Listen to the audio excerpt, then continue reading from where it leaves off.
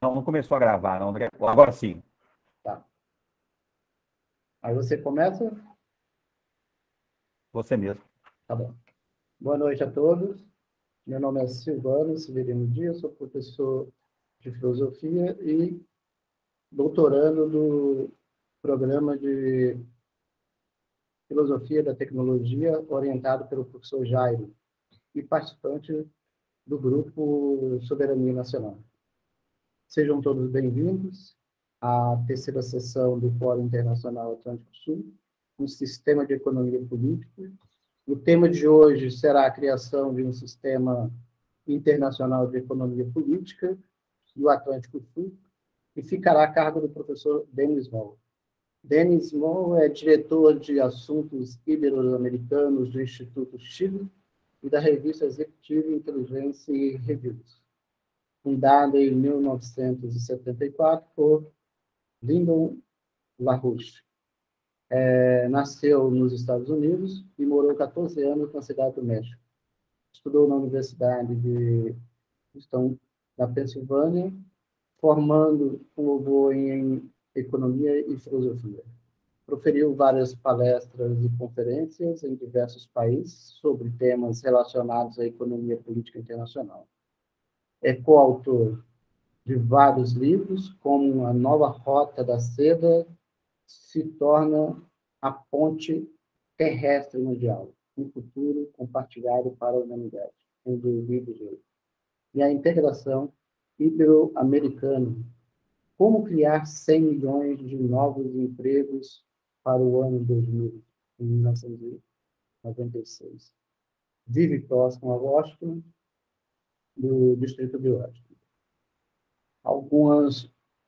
Nesse momento, então, eu passo a palavra para o professor Denis, para que ele possa fazer a sua apresentación. Bueno, muchas gracias, profesor Silvano, profesor Jairo y todos.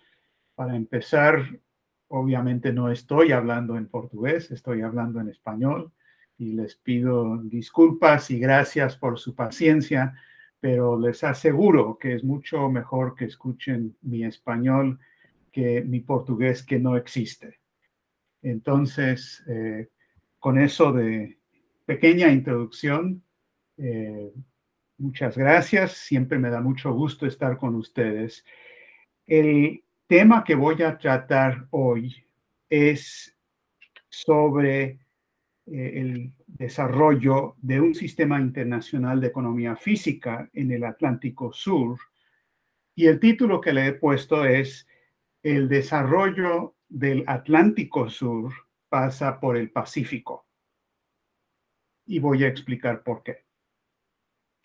Primero, quiero presentar 3 grandes obras de infraestructura que el movimiento de LaRouche ha desarrollado a lo largo de los años, que hemos trabajado el tema del desarrollo y la importancia de las grandes obras de infraestructura para fortalecer la economía física en contra de la economía de especulación, porque la economía de especulación es lo que hace Wall Street y la City de Londres.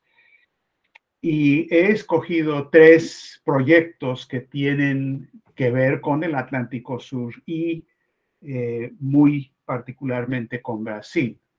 Obviamente, cualquier proyecto de desarrollo para Sudamérica tiene que incluir a Brasil necesariamente.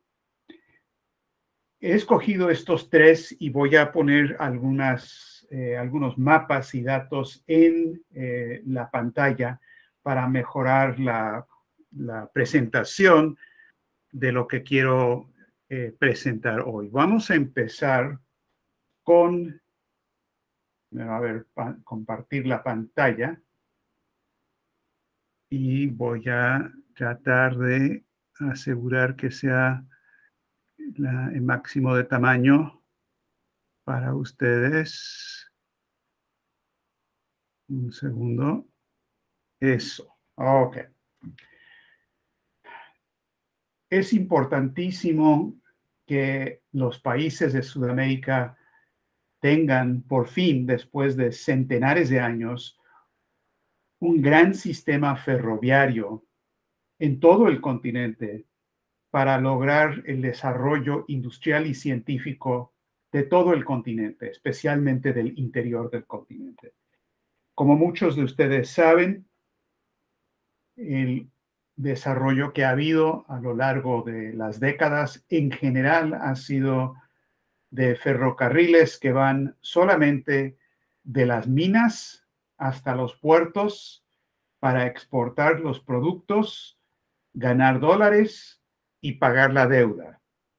Exportar más minerales y pagar más deuda y pagar más deuda. No ha sido para el desarrollo. Y como pueden ver en este mapa, solamente existen ferrovías en las líneas verdes. No son buenas todas estas ferrovías, pero sí existen en parte del continente.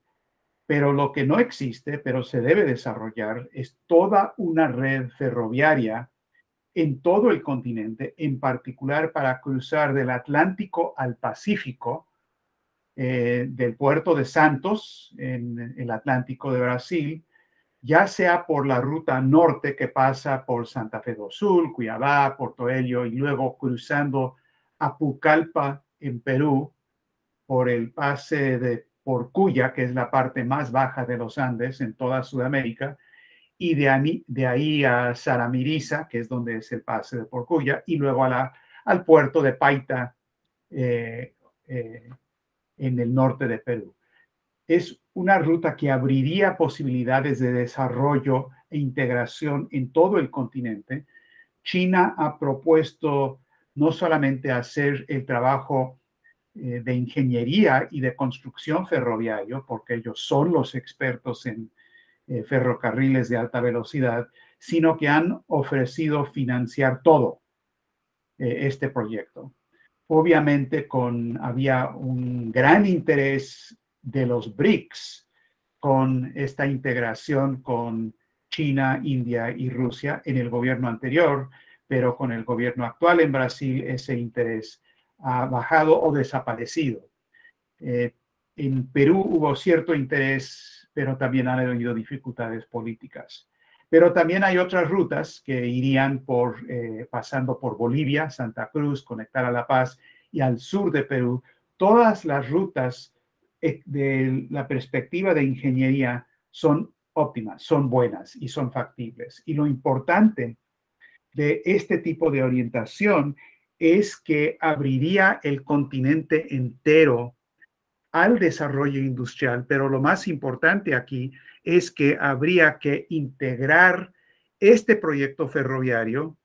Voy a pasar a esto aquí, que es una versión ampliada de la franja y la ruta que el movimiento de la RUSH ha presentado por el Instituto Schiller por muchos años, es decir, un puente terrestre mundial para integrar físicamente el desarrollo de estas regiones. Por ejemplo, se tiene que construir un ferrocarril pasando por el estrecho de Bering, es el número 1, por un túnel que se puede construir ahí. El gobierno de Rusia quiere hacer eso. El de Estados Unidos no está de acuerdo con eso. China quiere tener esa integración.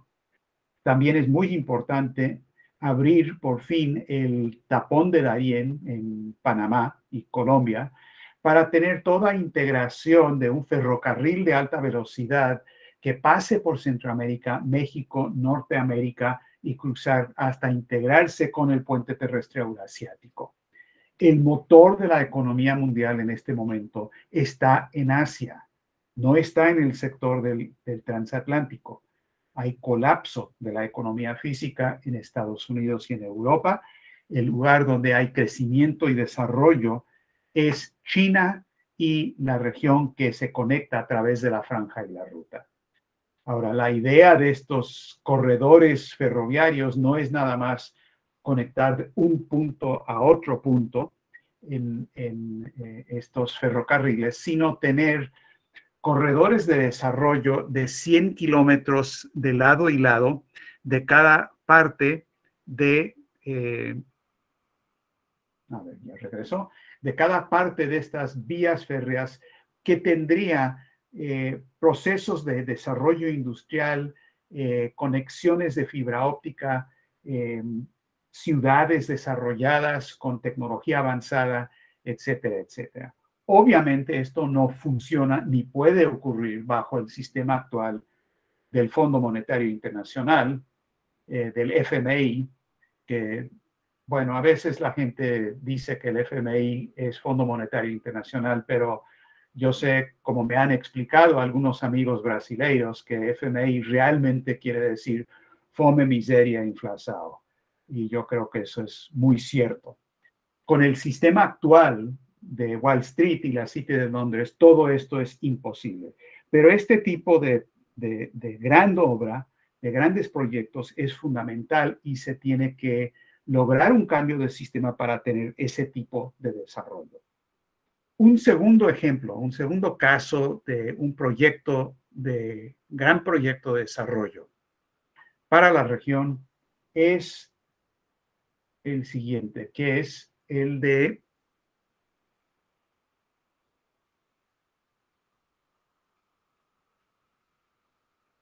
a ver, no sé si ya está visible. Sí, gracias. Entonces, es la capacidad de producción de alimentos, que es una cosa muy significativa en este momento de gran crisis de la producción de alimentos y de la inflación en los precios de los alimentos, que se ha visto agravado por las sanciones y agravado por la guerra, pero no es producto de eso. La crisis empezó antes, mucho antes de lo que ha pasado con Ucrania.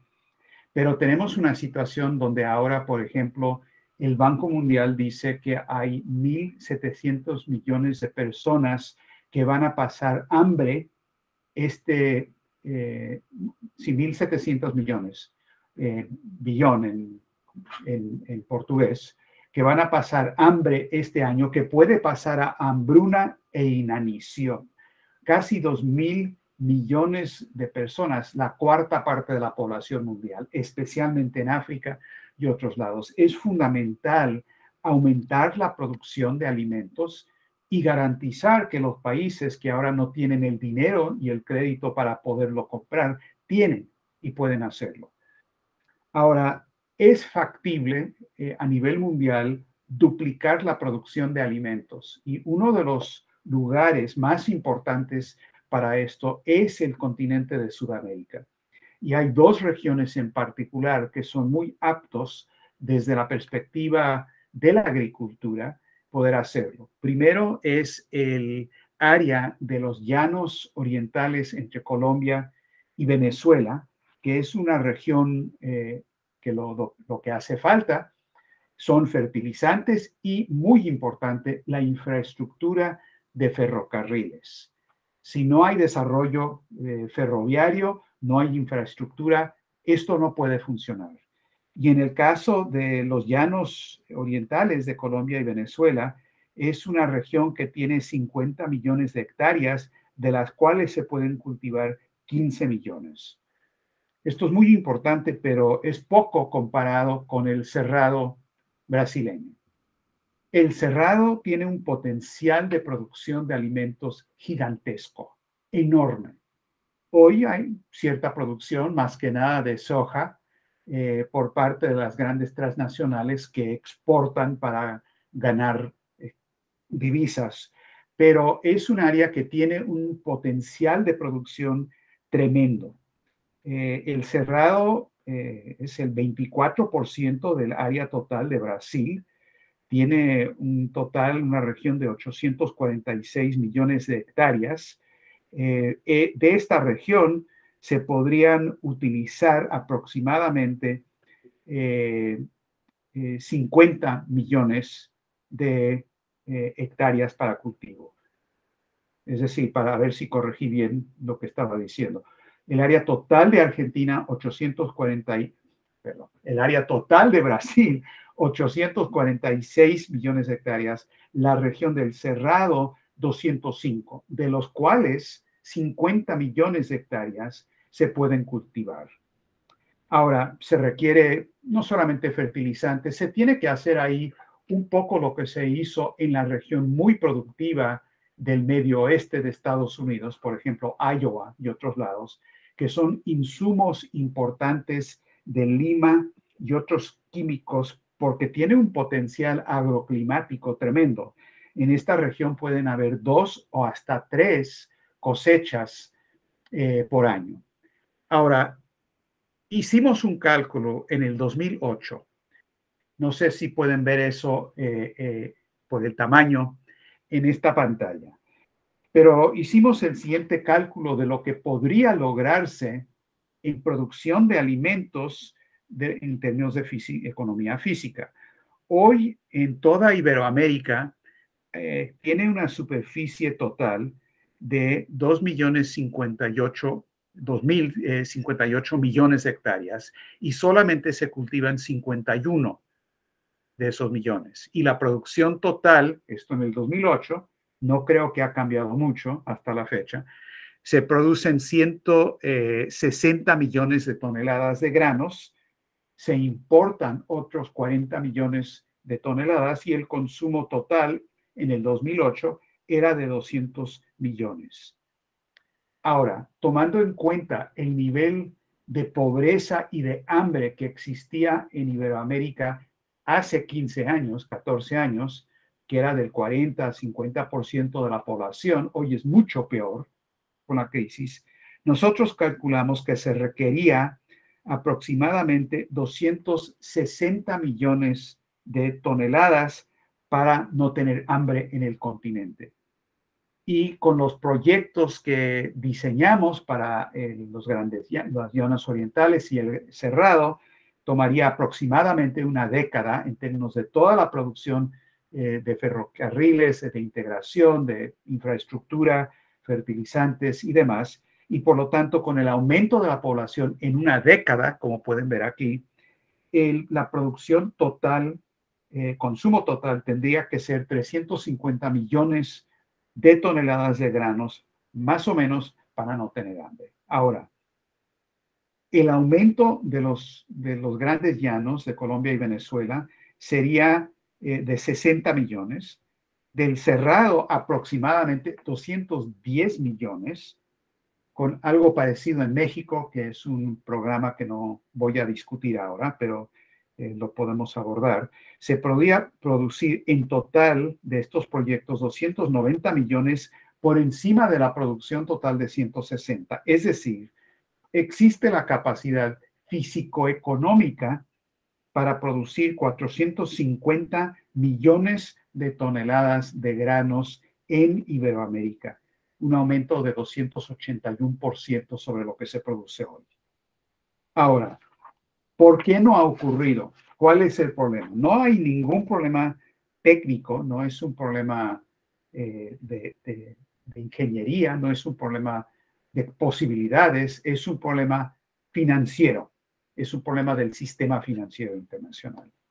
Pero antes de pasar a discutir eso, quiero ver el último gran proyecto que también tiene una parte muy importante para Brasil, que es cómo integrar toda la región del Caribe al puente terrestre mundial o la franja y la ruta de China para estos grandes proyectos de desarrollo.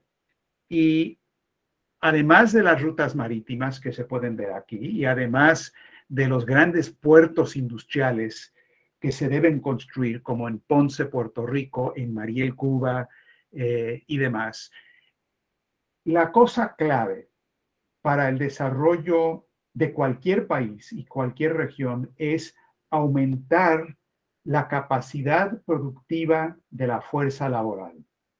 Este es un tema que hemos abordado en muchas ocasiones con ustedes y lo hemos elaborado en cursos enteros del Sistema Americano de Economía y el concepto central de Hamilton, de Carey, de List y de muchos otros, de que es fundamental aumentar las capacidades productivas de la fuerza laboral, que es el impulso de la economía. Esto quiere decir, en el caso de la región del Caribe, como igual para toda Sudamérica, adoptar proyectos de alta tecnología, de tecnología de punta, y en particular toda la cuestión de exploración y colonización espacial, junto con el desarrollo de las tecnologías energéticas de fusión termonuclear para facilitar eso. Ahora, Brasil tiene una tremenda capacidad en ese sentido, que es Alcántara. Claro, tuvo mejores momentos en el pasado, ha pasado a condiciones muy difíciles ahora, pero si vemos el potencial de la región, está en Kourou, en Guyana Francesa, que es el centro espacial de la Unión Europea, y tenemos Alcántara, que ha funcionado especialmente en el trabajo conjunto de Argentina y Brasil en años pasados para desarrollar las tecnologías más avanzadas, incluso de lanzamientos espaciales, y usar eso como el motor de la economía para entrenar trabajadores capacitados y, muy importante, para dar a los jóvenes un sentido de misión, de proyecto, de dirección, de lo que ellos pueden hacer para aportar a su región, a su país y a la misión del planeta. Ahora, esto es algo absolutamente factible. Sí, creo que ya quité el mapa. Y la primera respuesta de mucha gente al ver esto es, sí, muy bonito, pero es utópico, porque ¿cómo se puede hacer eso hoy día? Es imposible. Y por eso dije que el futuro del desarrollo del Atlántico Sur pasa por el Pacífico, porque la solución requiere una solución global al problema financiero internacional. Tenemos hoy un sistema financiero internacional que está en quiebra, en bancarrota. Tenemos una burbuja especulativa de casi 2 cuatrillones de dólares de deuda. Es 2 con 15 ceros. Es una cantidad de los derivados financieros, es mucho más grande que la simple deuda, pero es un cáncer que prohíbe cualquier desarrollo de la economía física. Lo que ha pasado desde el 2008 es que cuando esa burbuja explotó, en vez de resolver el problema, de tomar esa burbuja y ponerlo en reorganización por bancarrota, es decir, no se puede pagar esa deuda de especulación, tiene que reorganizarse por bancarrota. En vez de hacer eso, se lanzó todo el plan de emisión cuantitativa de parte de la Reserva Federal de Estados Unidos y de todos los bancos centrales del mundo. Desde el 2008 hasta la fecha, en estos 14 años, la Reserva Federal ha emitido 10, en 14 años ha emitido 10 billones de dólares, creo que es trillones en portugués, pero billones en español, de dólares, trillion en inglés, de emisión cuantitativa que han ido nada más para los bancos, no ha ido para el desarrollo. Y lo que ha hecho es que ha empeorado toda la situación de la burbuja especulativa. Junto con la Reserva Federal, los bancos europeos, el Banco Central Europeo, el Banco de Inglaterra, el Banco de Suiza y los otros bancos, lo que han hecho es más y más emisión cuantitativa. Y aquí pueden ver en esta gráfica que tengo aquí y que voy a tratar de poner más grande en la pantalla, si puedo. Ahí está.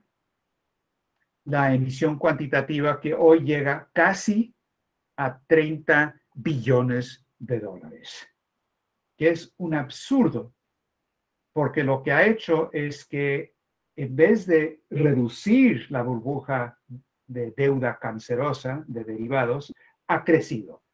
Y todo este dinero ha ido para más especulación, como se puede ver en esta gráfica. Porque la curva superior es la emisión cuantitativa. Esto va solamente hasta el 2020. Por eso nada más estaba en 25 billones, pero ya está casi en 30.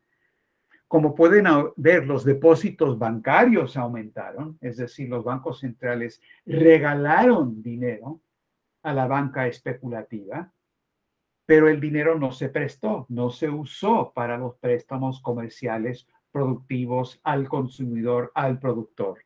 Y como pueden ver aquí, los préstamos bancarios después de 14 años son menos de los que había hace 14 años. Entonces, aumenta el circulante, aumenta la deuda, aumenta la emisión cuantitativa y aumenta el cáncer. Obviamente, el paciente está muy enfermo. Eso no resuelve nada. Ahora, quizás lo peor de todo en esta situación es que en estos últimos días, el presidente Biden se reunió con el presidente de la Reserva Federal, con Jerome Powell, hace 3 días, 4 días. Lo invitó a la Casa Blanca y Biden dijo que para el combate a la inflación, nosotros estamos respaldando 100% lo que dice la Reserva Federal y no vamos a intervenir. Lo que dice la Reserva Federal, es decir, Wall Street y la City de Londres, es lo que va a hacer el gobierno de Estados Unidos. Básicamente, Biden dijo, yo soy el presidente, pero señores de Wall Street, les estoy entregando el poder. Ustedes decidan. Ahora, ¿qué va a hacer la Reserva Federal? Yo creo que ni la Reserva Federal sabe lo que van a hacer, porque tienen una crisis total. Ya aumentaron la tasa de interés en 0,5%. Tienen la idea de que van a reducir la emisión cuantitativa y van a aumentar la tasa de interés 3 o 4 veces ese año. Con el primer aumento, ya causaron una crisis total mundial, porque todos los otros bancos centrales tienen que aumentar las tasas de interés. En Brasil creo que está en 12% o algo por el estilo. Lo van a aumentar a 14%, fácil. No puede haber una economía con desarrollo industrial con tasas de interés del 14%. Imposible. Los únicos que ganan son los bancos especuladores. Y como ustedes saben mejor que yo, la banca comercial de Brasil no es brasileña, es internacional. Y los principales bancos comerciales, los dueños están en Europa o en Estados Unidos, son los grandes bancos transnacionales. Entonces, lo que ha sido un acarreo de fondos con emisión cuantitativa hacia los países del sur, cuando aumentan las tasas de interés en Estados Unidos, hay un acarreo de fondos al revés. Fuga de capital masivo y van a haber desplomes y colapsos y quiebras en muchas partes de la burbuja. Tenemos una burbuja de deuda que tiene muchas burbujas. Muy difícil saber cuál es el que va a estallar primero. Tenemos un problema de las hipotecas en Estados Unidos. Eso va a explotar. La gente no va a poder pagar sus hipotecas cuando aumentan las tasas de interés.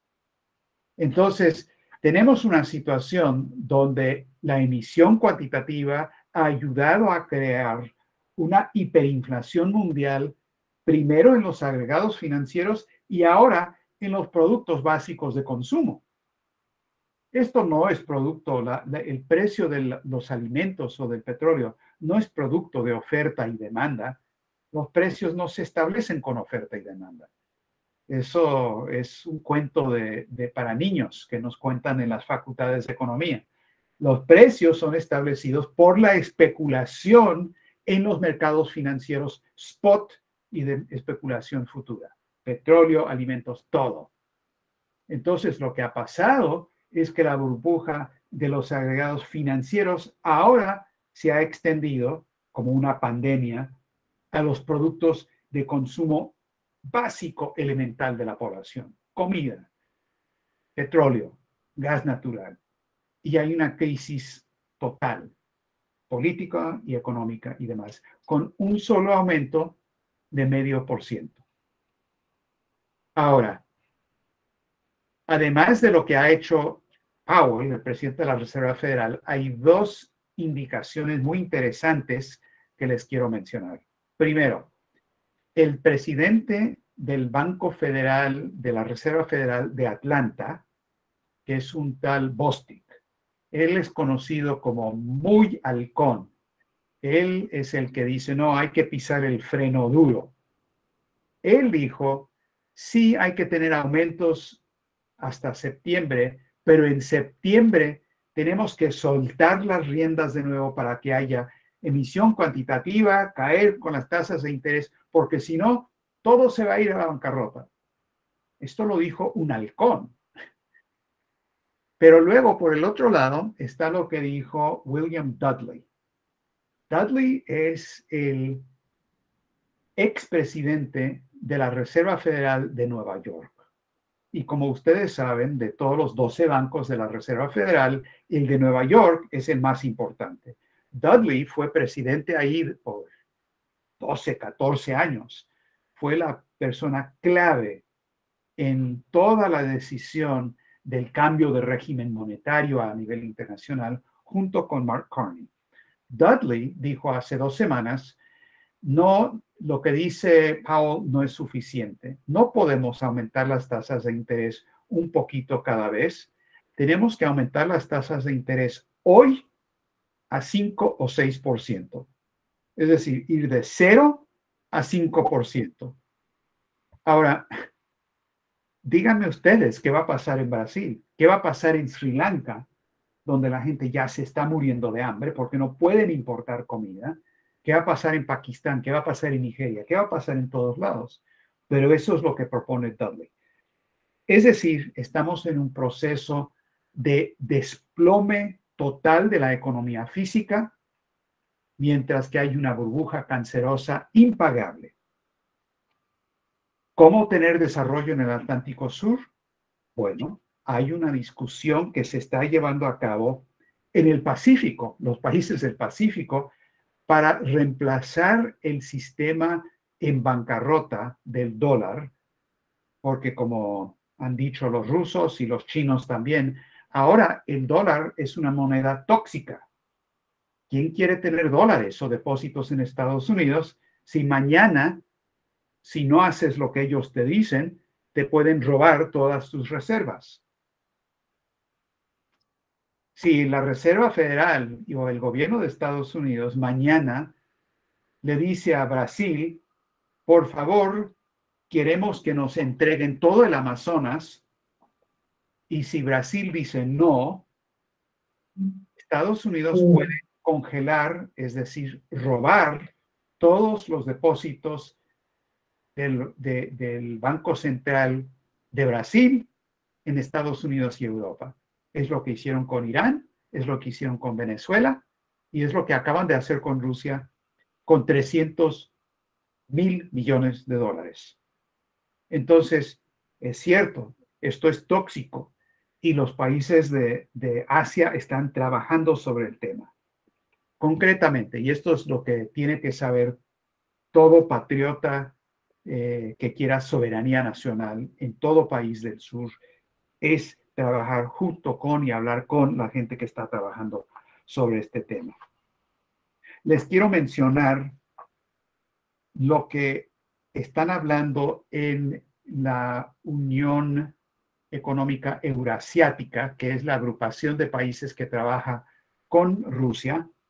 No es muy grande, son 5 países, este grupo no tiene ni a China ni a India, pero el ministro encargado de asuntos económicos de la Unión Económica Eurasiática es un ex asesor de Putin y es una persona muy influyente todavía en Rusia. Es un economista de nombre Sergei Glaziev. Glaziev, el 17 de abril, le dio una entrevista a un periodista que quizás conocen, porque escribe en RT y otros lados, es Pepe Escobar. Y en la entrevista, lo que dijo Glaziev es lo siguiente, que ha avanzado de manera rápida el desmantelamiento del sistema económico mundial del dólar. dijo, estamos en transición a un nuevo sistema y estamos ante la desintegración inminente del sistema económico global basado en el dólar. La transición al orden económico mundial, al nuevo orden económico mundial, probablemente estará acompañada de un rechazo sistemático de las obligaciones de los países en el sistema actual del Atlántico, es decir, incumplimiento del pago de la deuda, moratoria a la deuda y otras formas. Esto no impide, dice Glassieff, que estos países se unan al nuevo sistema que se está creando, que no está basado en el dólar. Lo que se requiere, dice, es que un grupo de países que están trabajando en el sistema financiero nuevo solamente tienen que anunciar que han completado el marco necesario y que están dispuestos a lanzar comercio en las nuevas monedas y el proceso de formación de un orden financiero nuevo a nivel mundial. Y de ahí en adelante todo se acelerará. La mejor manera de lograrlo, dijo, es anunciar en una de las reuniones regulares de la Organización de Cooperación de Shanghái, la OCS, o en cualquier reunión regular de los BRICS, que esto es lo que se va a hacer. Y estamos trabajando en eso, dijo Glassieff. En otras entrevistas, él ha hablado de las medidas necesarias para Rusia, muchas de las cuales se han adoptado. Control total de cambios y de capital para que no pueda haber especulación en contra de la moneda. Ustedes han visto que el rublo no ha caído, ha sido fortalecido, está en 60 al dólar. Y han mantenido el comercio internacional, no en el dólar, algo en el dólar cuando Europa quiere comprar gas, pero Rusia está cambiando la dirección de la parte físico-económica de su economía hacia los países de India, China y de la Organización de Cooperación de Shanghái. Ahora, estas economías son importantes, tienen el 38% si hablamos de Rusia, India y China. Y acuérdense, Rusia, India, China, RIC, es por donde empezó los BRICS, porque bajo el gobierno de Primakov en Rusia, él lanzó el triángulo productivo, él llamó el triángulo estratégico, que era los RICS. De ahí se avanzó al BRIC con Brasil y después se volvió BRICS cuando Sudamérica se sumó. Esa es la historia reciente. Pero si vemos nada más los países de los RIC, ellos tienen el 38% de la población mundial entre Rusia, India y China. Tienen, a ver, creo que vale la pena poner esto también en compartir pantalla, a ver si lo pueden ver, porque es una indicación gráfica de lo que existe como potencial. Ok, ahí lo tienen. El círculo, el pastel arriba y a la izquierda es la población. Rojo es el resto del mundo, azul, verde y amarillo es los países RIC. 38% de la población mundial. De la producción mundial de trigo tienen el 42%. De la producción mundial de gas natural tienen el 23%. De la producción mundial de acero tienen el 66%. Entonces, bajo condiciones de economía de guerra, que es lo que se está viendo en estos momentos, con Rusia y también en contra de China, uno tiene que pensar, bueno, ¿cómo vamos a...? Lo importante no es cómo conseguimos dólares, lo importante es cómo conseguimos comida, cómo conseguimos energía, cómo conseguimos acero, cómo producimos ferrocarriles. ¿Dónde está la ciencia? ¿Dónde están los bienes de capital? ¿Dónde están las máquinas herramientas? Y no puede haber una autosuficiencia perfecta de los RIC, pero sí hay más que suficiente para hacer la base y el fundamento para acuerdos con países del sur y también buscar acuerdos con los intereses industriales en Occidente, en Estados Unidos, en Europa, que no comparten el interés de Wall Street. los únicos perdedores de una reorientación mundial sería la City de Londres y Wall Street. Estados Unidos como país no sería perdedor. Europa como países no serían perdedores.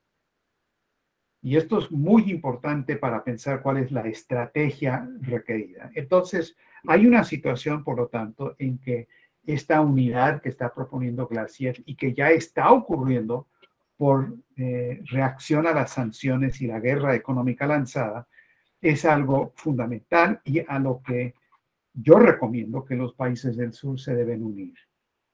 Termino con una cita de una discusión que ocurrió el 27 de mayo, hace unos días nada más, una semana, 10 días, del Consejo Económico, el Consejo Supremo Económico Eurasiático, que es una unión de la Unión Económica Eurasiática y la Organización de la Comunidad de Shanghái.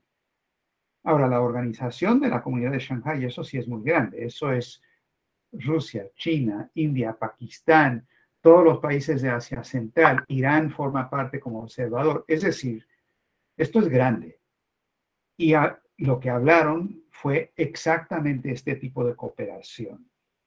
El secretario general de la Organización de Cooperación de Shanghái, que participó en esta reunión, un diplomático chino de nombre Zhang Ming, hizo un llamado para que la Unión Económica Eurasiática y la Organización de la Comunidad de Shanghái, que tenían que unir fuerzas, dijo, para enfrentar la crisis global.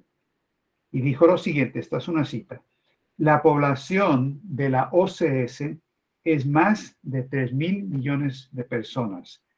Esto es la mitad de la población de la Tierra.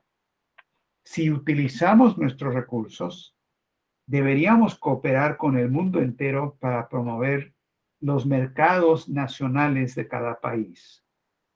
Los cambios que están ocurriendo a nivel mundial son de una naturaleza colosal, pero también nos están dando nuevas oportunidades para el desarrollo.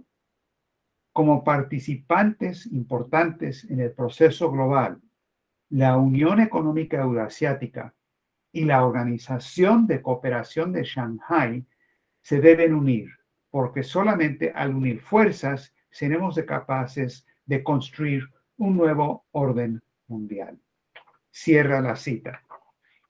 Ahora, yo no creo que esto es la panacea, no es la solución final, pero absolutamente va en la dirección correcta. Y si logramos que se conozcan y que se debatan estas ideas, porque no es cuestión de decir, ah, sí, muy bien, todo aprobado. No, es una discusión profunda de economía física que se requiere en todo el mundo, y creo que Brasil juega un papel decisivo, absolutamente decisivo a nivel mundial para esta discusión. Yo quería presentarles este panorama mundial porque, como dije, el futuro del Atlántico pasa por el Pacífico. Y por lo tanto, termino invitándolos a todos a una conferencia internacional que el Instituto Schiller va a realizar de aquí a 2 semanas, el 18 y el 19 de junio, invitarlos a todos porque estos temas son exactamente los que se van a debatir en esa discusión. Agradezco su atención y espero poder participar en cualquier discusión que ustedes quieran tener en este momento. Muito obrigado. Muito obrigado, Denis. Boa conferência, né? O professor Jairus quer fazer alguma observação?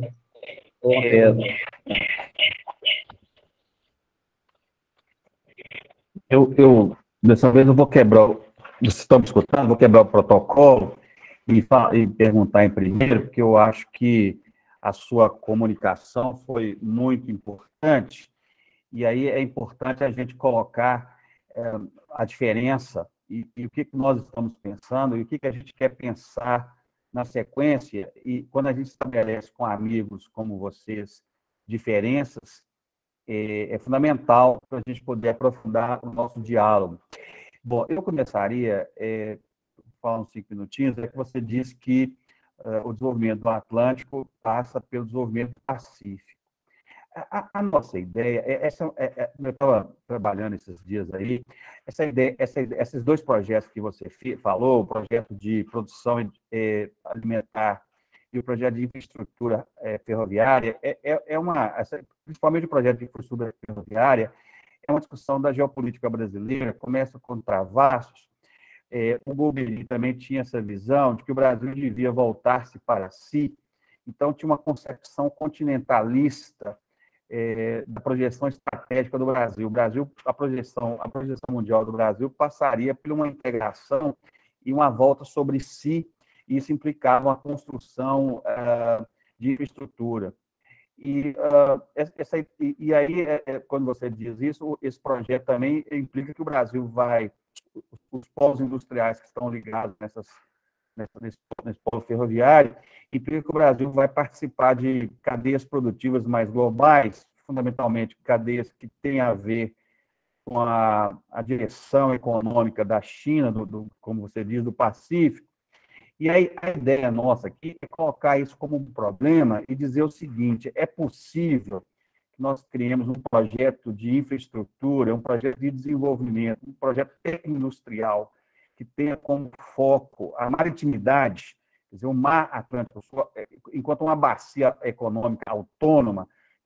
Será que nós não podemos participar desses projetos com uma proposta de integração, ou de desenvolvimento tecnológico, ou de desenvolvimento industrial, que tenha como base a bacia econômica do Atlântico Sul? A ideia é uma soberania, a ideia de uma soberania Atlântico Sul.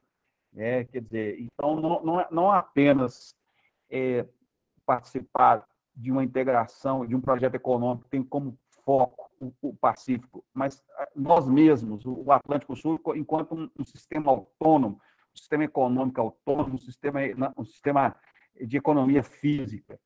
Então, eu queria muito que essa ideia, isso que a gente queria ver, quer dizer, se há ou não a possibilidade de a gente criar esse projeto próprio para o Atlântico Sul, porque senão a gente pode estar dizendo que a nossa capacidade produtiva está subordinada aos projetos que tem como foco central o desenvolvimento do Pacífico.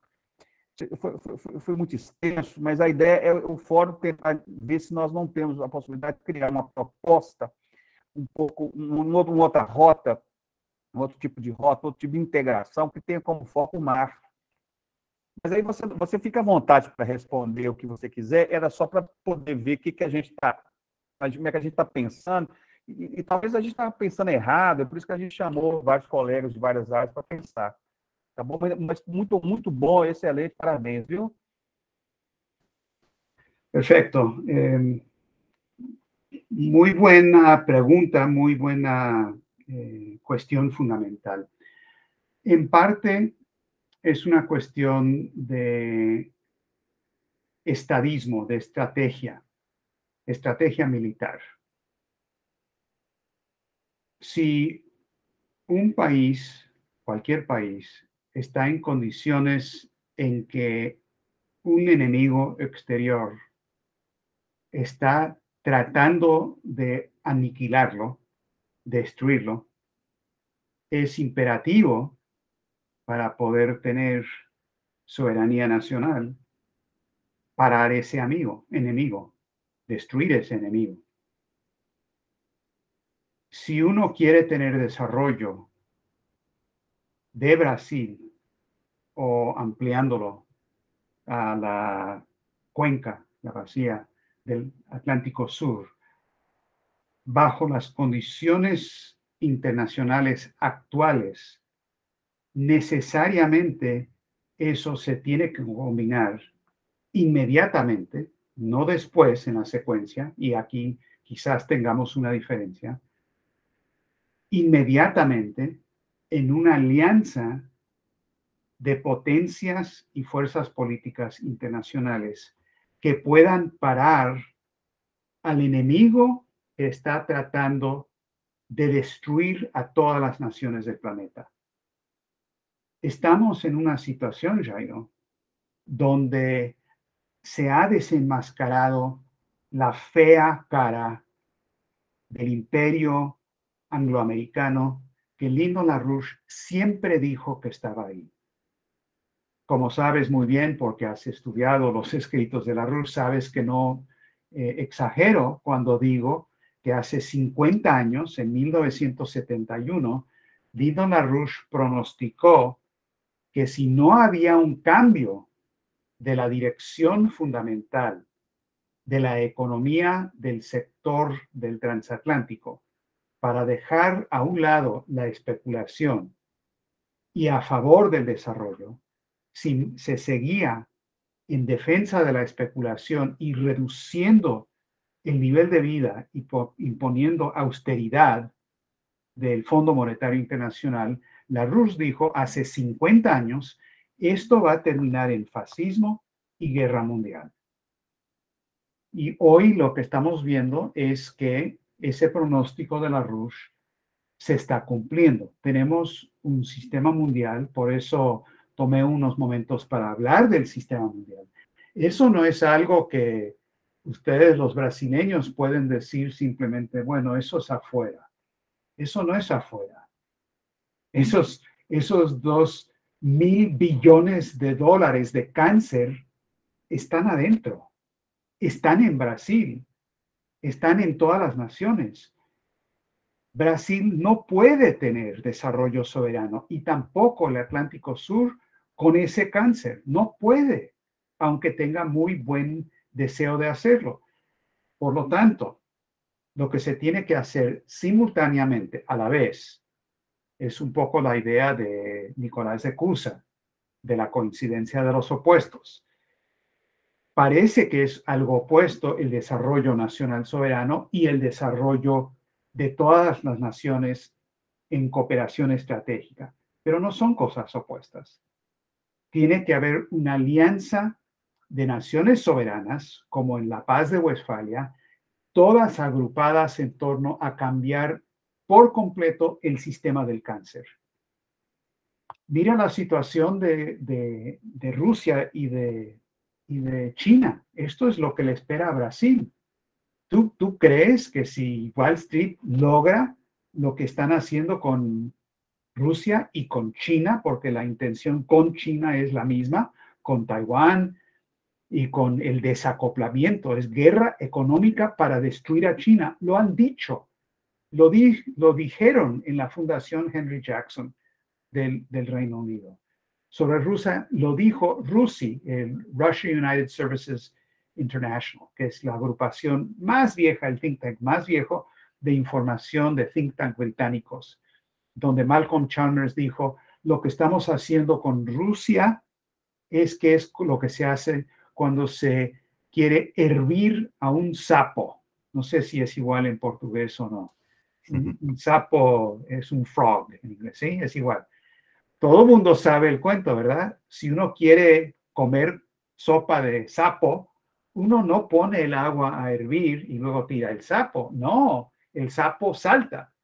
Primero lo mete en el agua tibia y aumenta y aumenta y aumenta la temperatura, esperando que el sapo sea muy estúpido y muy pragmático y que diga, no, todavía no, sí, hace un poco de calor, pero todavía no.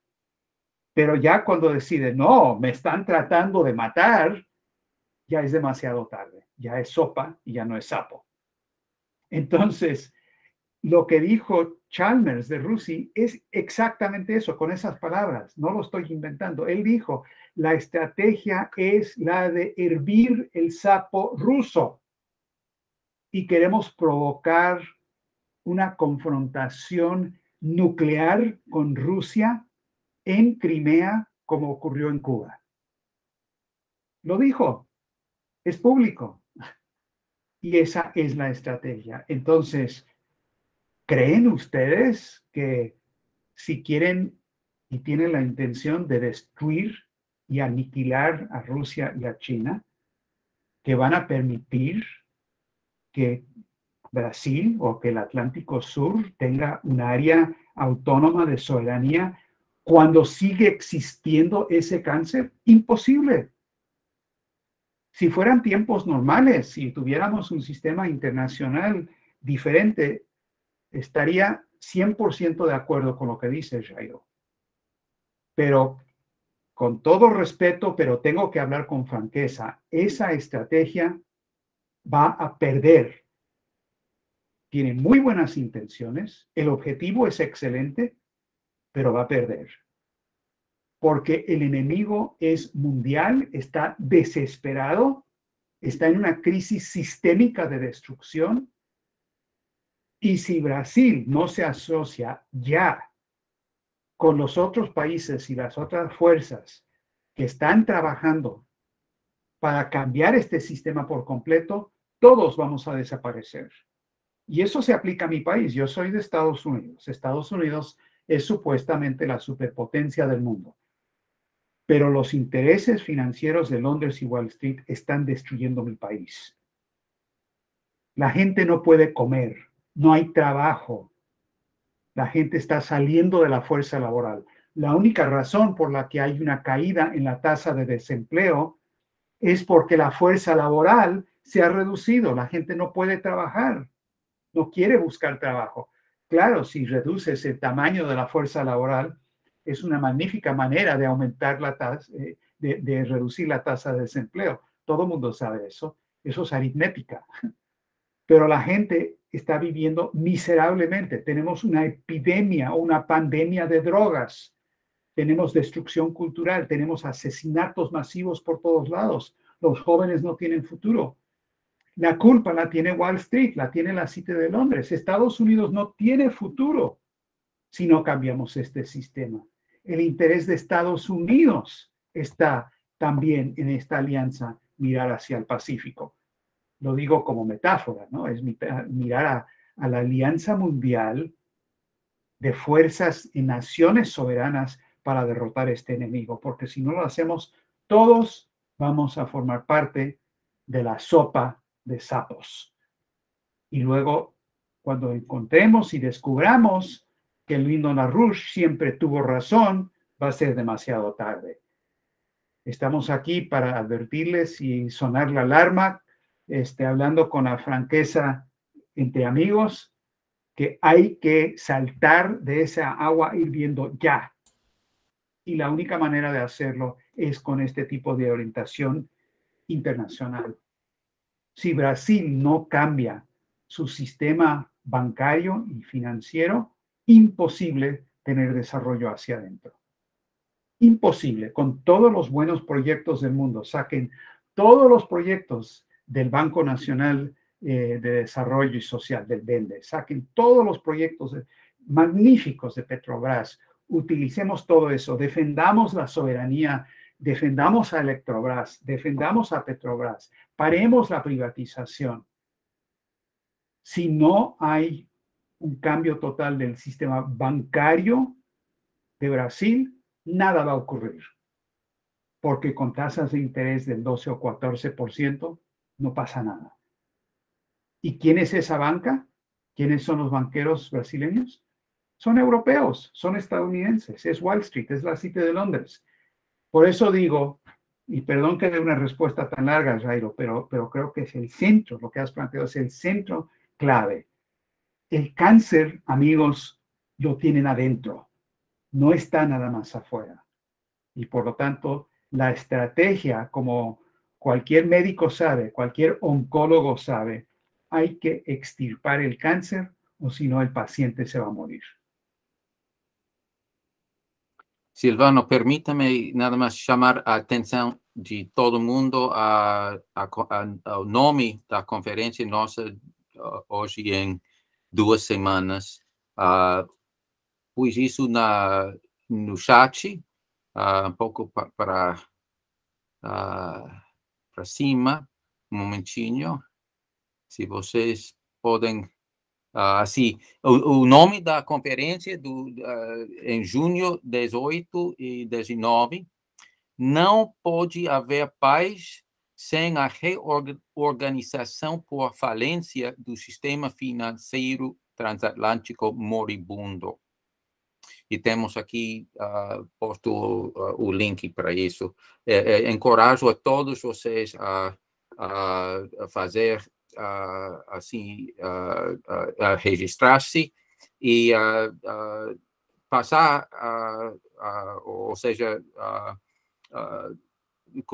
compartilhar o convite com outra gente, porque exatamente isso é o tema para todas as partes do mundo. Assim, nesse momento, podemos perder ao pensar que existe assim tempo largo para discutir isso. É coisa realmente de vida ou morte para muita gente, assim, intensificar um processo de discussão sobre esses temas. Ô, Silvano, Ok, parece que Tiago. tem uma pergunta da Lília. Acho que eu tenho que abrir a fila aqui da mão, eu acho que é eu. Aí a Lília, eu vou abrir a fila aqui, tem um negócio aqui, tá? É Fernanda e o Carlos, mas a Lília tem uma pergunta antes. Deixa eu abrir a fila aqui, tem isso aqui. Tem a A Emília. Lília, depois é o Carlos e a Fernanda. Tá bom? É que apareceu aqui para mim, abrir a fila. Vai aí a Lília enquanto eu abro a fila aqui. Então, tá bom. Denis, a Lília faz a seguinte pergunta. Para implementar essa nova ordem mundial, não seria melhor iniciar pelo que já está dado?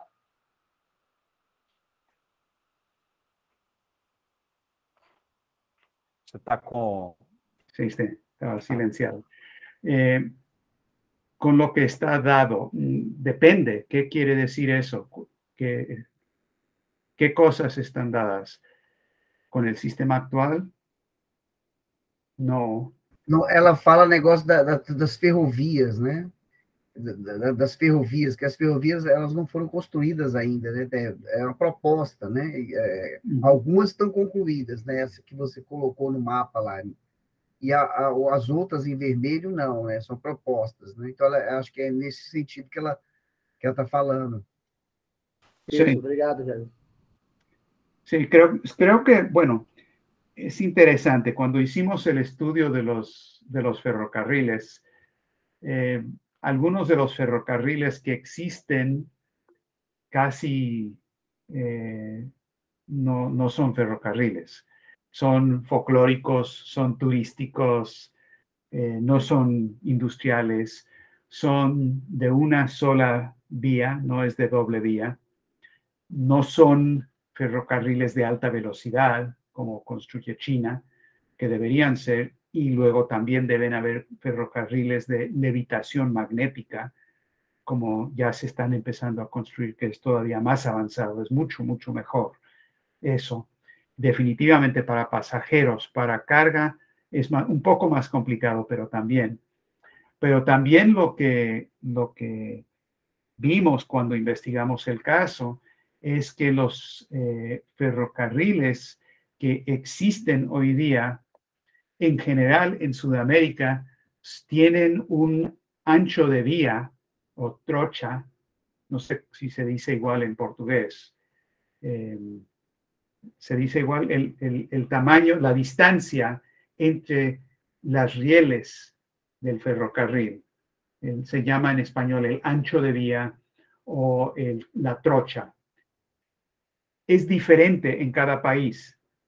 O sea, no puedes conectar, son líneas en el mapa, y sí, puedes conectar las líneas en el mapa, pero son diferentes porque uno tiene un metro con 1.2, uno tiene 1.05, no hay manera de conectarlos. Eso fue intencional, porque la intención del colonialismo era asegurar que nunca hubiera una unidad y que el comercio en Sudamérica fuera entre las naciones de Sudamérica, sino que el ferrocarril era nada más para ir al puerto y exportar materias primas y demás. Entonces, lo que se ve en el mapa es muy preliminar y es simplemente una indicación.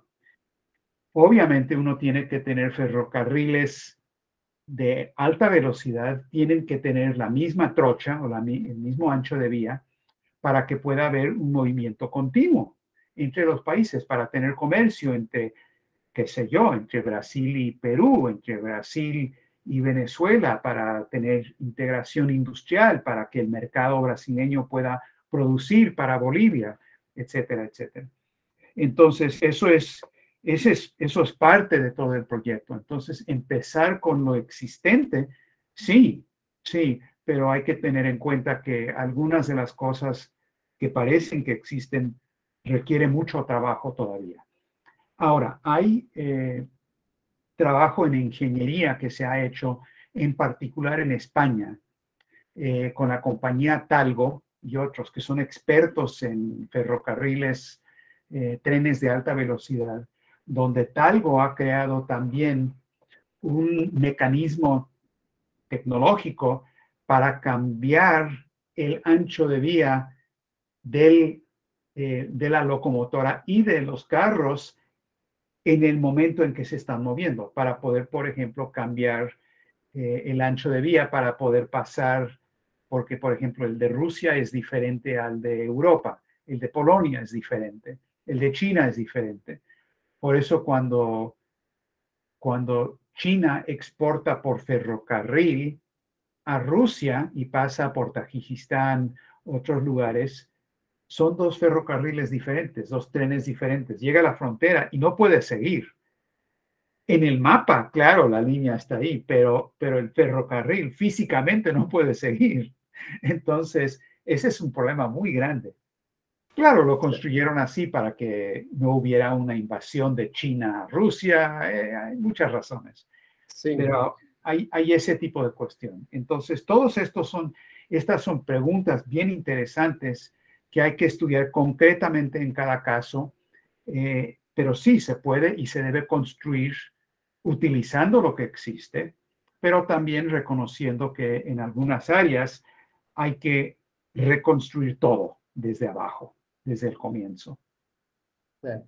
Denis, só para complementar a pergunta da Lívia, ela aponta assim, acha muito interessante a ideia de uma integração do continente sul-americano, mas pensa que o impacto ambiental tinha a ver com a ideia do impacto ambiental, de implantar toda essa malha ferroviária, ao passo que a via de acesso ao Atlântico Sul já existe e é próprio do oceano. E aí ela apontava que poderia, então, começar pelo que já existe.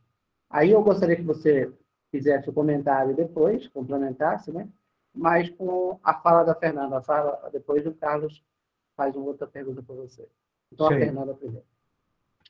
Yo creo que se debe considerar el impacto ambiental, pero nuestra perspectiva del tema ambiental es radicalmente diferente a lo que piensa la mayoría de la gente.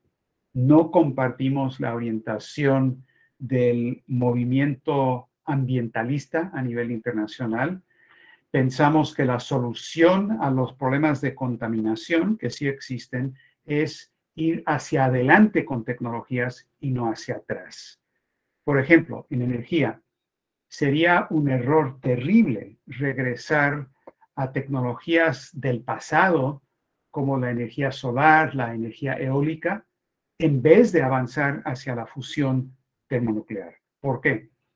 Porque la densidad de flujo energético disponible con tecnologías del medioevo simplemente no permiten el desarrollo industrial requerido. No es nada más la cantidad total. Además, necesitamos una cantidad total muy alta para lograr el desarrollo, pero además tiene que tener cierta densidad de flujo energético. Es la diferencia entre un láser, por ejemplo, que tiene energía muy concentrada versus la misma cantidad de energía, qué sé yo, en una luz o en un cerillo o en un foco o lo que sea. Esa concentración de la energía, la densidad del flujo energético es fundamental, como se puede ver en todas las cuestiones industriales, máquinas herramienta, viajes espaciales, etcétera, etcétera. Un ejemplo de eso es que la energía para los ferrocarriles, tener energía donde se consume el combustible en el mismo ferrocarril, es decir, con carbón o con hidrocarburos en el tren mismo, es extremadamente ineficiente. ¿Por qué? Porque estás jalando el peso de tu combustible, lo que pesa. Es muy ineficiente. La electrificación es absolutamente fundamental. Es mucho, mucho más eficiente. Eso requiere una inversión de capital para electrificar, como lo hicieron en Europa. Pero en Estados Unidos estamos viviendo todavía en el siglo XIX con esas cosas. Casi no hay electrificación. Cuentas resumidas con el tema ambiental, la única solución es ir hacia adelante con tecnologías y no reducir la matriz energética a formas de tecnología energética del pasado. Esa es la única manera de verdaderamente combatir el problema ambiental. Pensamos que los que iniciaron el movimiento ambiental, no muchos de los que lo siguen, pero los que lo iniciaron son los mismos intereses financieros británicos y de Wall Street que promueven maltusianismo. Y el argumento de ellos, como habrán visto, es que tenemos que reducir la industria, reducir la energía y reducir la población. Y proponen, como Schellenhuber, por ejemplo, o como el príncipe Felipe, una despoblación radical de 8.000 millones de personas a 1.000 millones de personas. Que claro, el maltusianismo siempre ha sido a la política de estas oligarquías.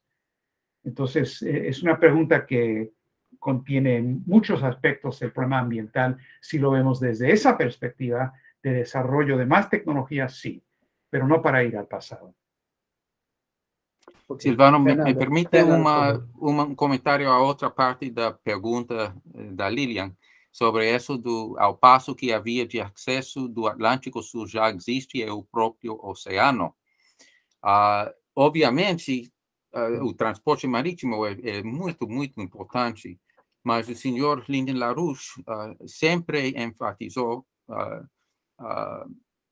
ressaltou a diferença que desenvolver sistema, uma malha ferroviária com corredor, com, digamos, 100 quilômetros de espaço a um lado e outro, possibilita toda uma série de projetos de agricultura, de energia, de indústria, de novas cidades, etc., além de transportar através da ferrovia.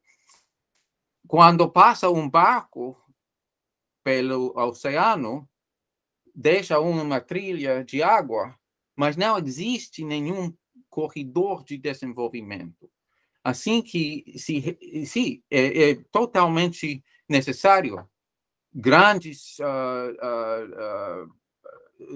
sistemas de transporte marítimo, mas desenvolver o interior dos continentes tem outro aspecto que vai muito mais largo que isso do transporte marítimo. E é interessante que a doutrina de geopolítica britânica, exposta originalmente faz mais de 100 anos por Halford Mackinder e outros do Império Britânico, foi como maximizar o controle das vias marítimas por parte do Império Britânico, através de Suez, de Aden, de Maluca, de Hong Kong, etc., e impossibilitar desenvolvimento interior de Eurásia, por exemplo. Assim que temos que desenvolver todos os meios de transporte, mas isso de desenvolver grandes sistemas de transporte interiores nos continentes é fundamental, porque é aspecto que vai muito mais largo que simplesmente passar pelo mar. Ok, Tim. Obrigado pela sua consideração. Fernanda, por favor. Oi, boa noite, vocês me ouvem? Sim, que eu estou usando esse microfone aqui. Bom, queria agregar Queria agregar a essa última questão que foi colocada, só para colocar mais uma pimentinha na questão, né, que o transporte marítimo é um dos maiores poluidores do ar, né? Ele é considerado um dos setores mais poluidores do ar e dos oceanos, né? Então, tudo tem que se pesar, né? Sempre a gente tem que pensar, assim, no meio ambiente, mas né, tem que se olhar o todo, né? E pesar os lados. O que eu queria colocar era agregar a colocação do Jairo e a resposta do Denis, né, que eu achei uma exposição excelente, né, a gente começou aqui ouvindo começamos pela história, né, do Atlântico Sul, então a partir daí a gente pode pensar em tendências, né, em continuidades, né, e agora eu acho que o Denis traz algo que é fundamental, que é o pano de fundo, né, para a gente pensar realmente nas possibilidades reais, né, é a base, né, que é esse momento, né, o momento atual, né, um momento de transformação do sistema mundial, né, e então eu acho que são duas bases, né, a gente está iniciando as reflexões por essas duas bases, uma histórica e uma para a gente entender aonde nós estamos pisando agora, né, como a gente pode avançar. Então achei a colocação, né, a exposição do Denis excelente, e sobre, né, a possibilidade da gente, voltou novamente, né, nas nossas reflexões, a questão da gente pensar o Atlântico Sul, e o Atlântico Sul como um sistema, né, e eu acho que esse pano de fundo dá um panorama muito, muito interessante para a gente entender realmente que a gente pode sim pensar, né, do meu ponto de vista, nas possibilidades que o Atlântico Sul nos oferece, né, oferece para desenvolver um sistema econômico de economia física,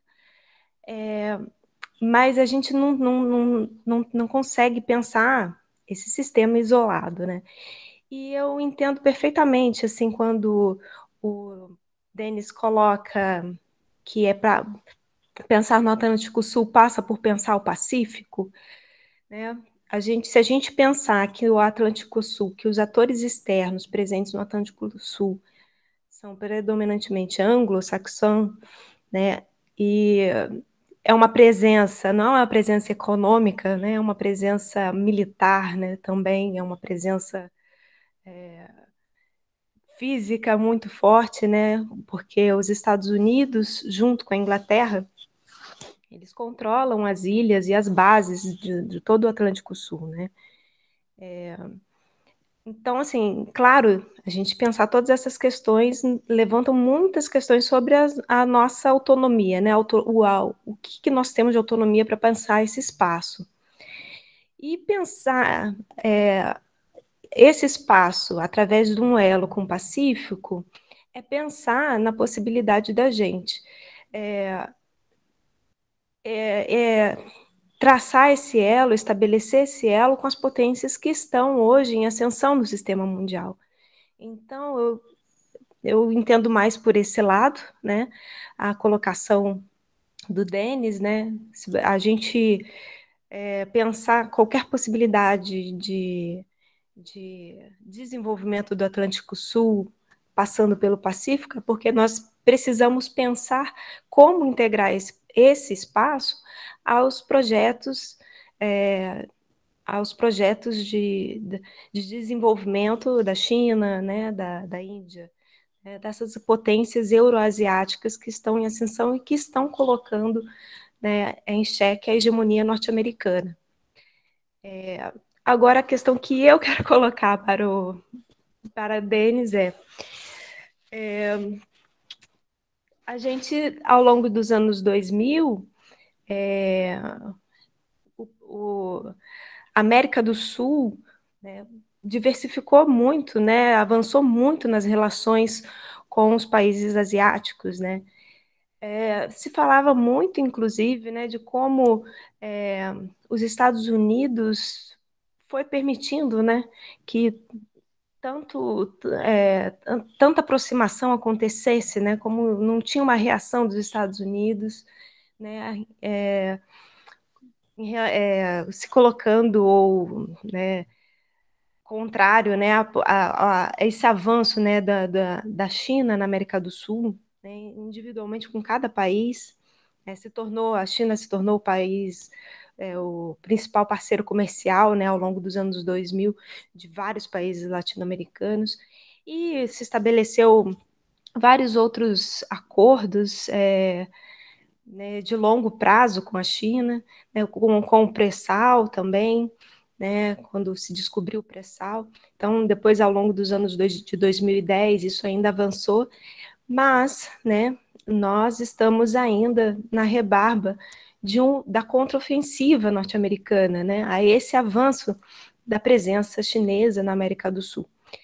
É o que nós, acho que na América do Sul inteira estamos vivenciando ainda, nessa desestabilização política, né, e essa desarticulação, né, também de projetos de melhor inserção internacional, né, e então eu queria colocar essa questão, né, e saber o que o professor Denis pode nos esclarecer ou nos dar uma ideia, né? Porque eu entendo que sim, né? A gente tem as possibilidades de maior desenvolvimento por uma aproximação com essas potências. Eu acho que é clara, assim, né? Mas a autonomia, que autonomia, né, os países latino-americanos têm para avançar diante disso, porque quando nós avançamos, né, vem uma contraofensiva, né? Então, bom, é isso. Eu quero deixar essa questão em aberto. Sí, sí hay una contraofensiva, eso es verdad. Pero examinemos eso un poquito más en detalle. A mediados de junio, en una semana, va a haber la reunión de la OTAN, la NATO, en Madrid, ¿verdad? Ahora, esos siglas son North Atlantic Treaty Organization, la organización del Tratado del Atlántico Norte. Quienes van a ir a esa reunión por primera vez son Corea del Sur y Japón. Japón, primera vez que asisten. Esto es muy importante. ¿Qué van a hacer? ¿Por qué va Japón? Es que la OTAN ya no es del Atlántico, nada más, sino que hay la intención clara, y lo han dicho claramente, que también en el Pacífico están preocupados por China y hay un intento de contraofensiva ahora en el Pacífico. Pero la OTAN, o ¿cómo dicen ustedes? Ustedes dicen NATO, ¿verdad? NATO, NATO. Sí. Ok.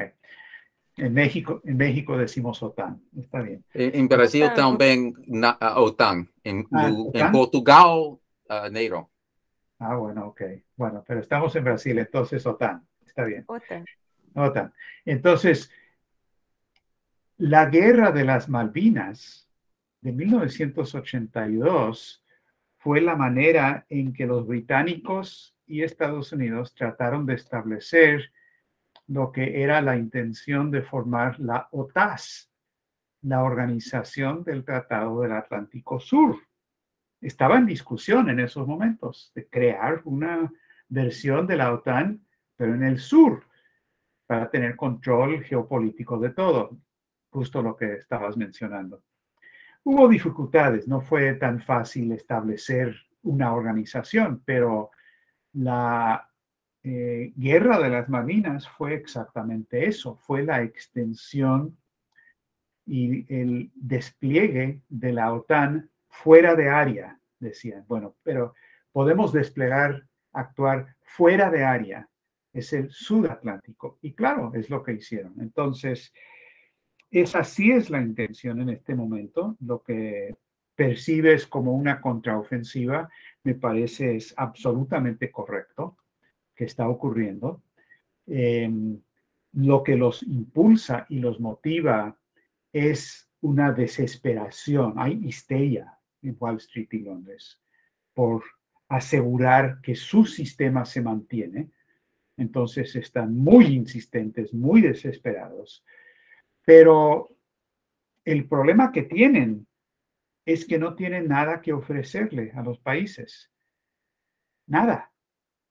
Hubo una reunión ahorita de la APEC, la Alianza del Pacífico, etcétera, etcétera, Cooperación Económica del Pacífico. Y Estados Unidos fue allá, el propio presidente Biden fue un gran anuncio, es la ofensiva económica de Estados Unidos. Tenemos un gran proyecto. ¿Y qué anunció? Nada. Estados Unidos no ofrece proyectos, no tiene inversión física, no tiene comercio, no tiene desarrollo en ciencia, no ofrece nada.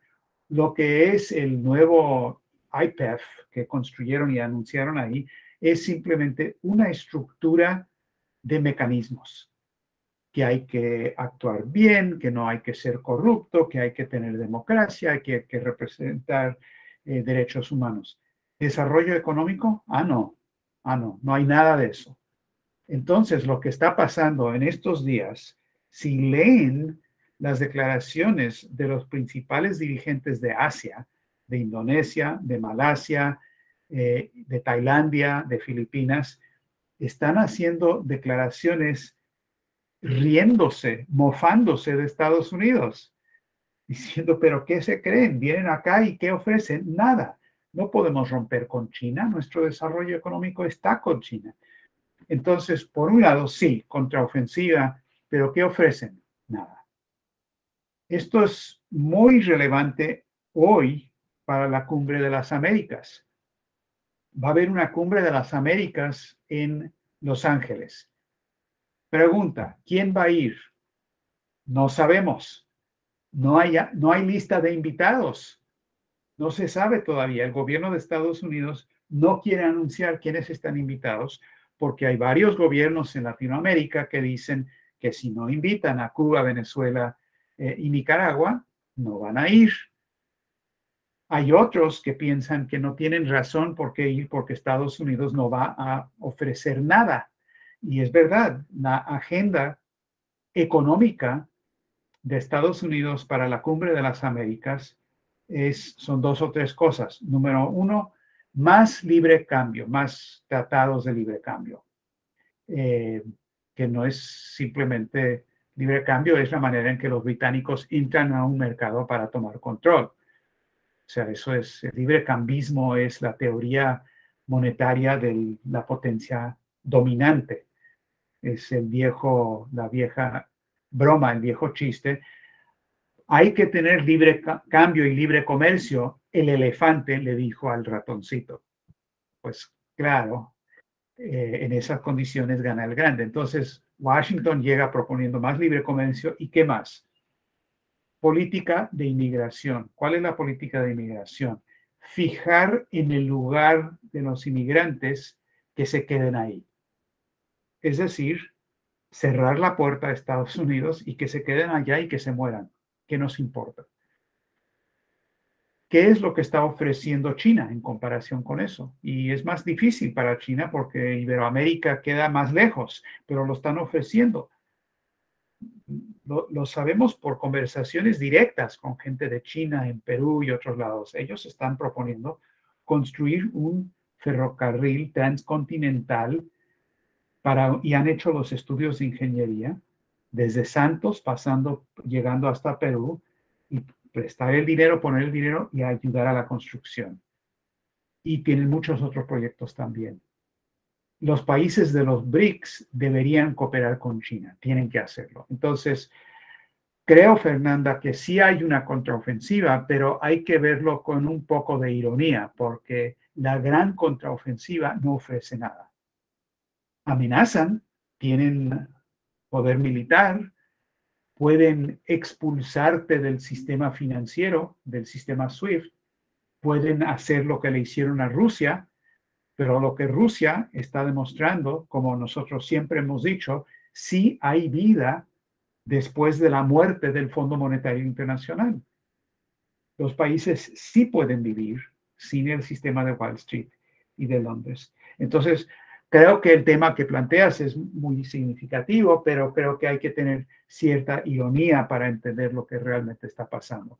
Un solo comentario adicional sobre lo que mencionaste sobre el transporte marítimo y la contaminación. De acuerdo, el transporte marítimo debe ser con barcos impulsados por energía nuclear. ¿Por qué? Por la densidad de flujo energético mucho mayor, porque el combustible que llevan a bordo no pesa casi nada, es mucho más eficiente, es mucho más rápido y es una manera de asegurar un aumento de la productividad.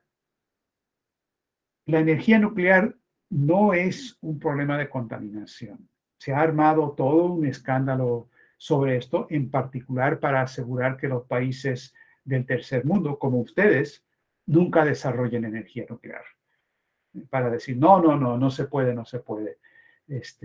Para Brasil, para Argentina, etcétera, etcétera. Conocemos todos esos argumentos. Pero la energía nuclear, aún de fisión nuclear, se resuelven los problemas de material radioactivo con un reactor de cría que puede utilizar el 70-80% del material, lo que es el producto secundario, y hay maneras totalmente aseguradas de asegurar la seguridad de eso. Lo que pasó en Fukuyama fue un terremoto, fue un maremoto, el problema no fue de radiación nuclear. En fin, y obviamente la energía de fusión, que es el siguiente paso, es mucho más eficiente, mucho más eficiente. Es más, es absurdo usar el petróleo como un insumo de combustible a nivel mundial. Desde la perspectiva de la ingeniería industrial, es absurdo estar enviando... ¿Qué cantidad de la carga mundial total de transporte es petróleo? Es enorme. ¿Por qué hacer eso? Cuando se podría tener energía nuclear, centros modulares, energía de fusión, etcétera, y el petróleo se usa como insumo para la petroquímica y para plásticos. Más adelante está la energía de fusión, totalmente factible. Hay un video de Xinhua, les recomiendo que lo vean, es de 3 minutos, de un ingeniero joven que hace un tour del tokamak chino, donde están haciendo los experimentos en fusión, y él dice absolutamente con confianza, esto lo vamos a lograr, en mi generación lo vamos a lograr. Y es cierto, se puede y es absolutamente factible. El ITER europeo es un experimento muy útil.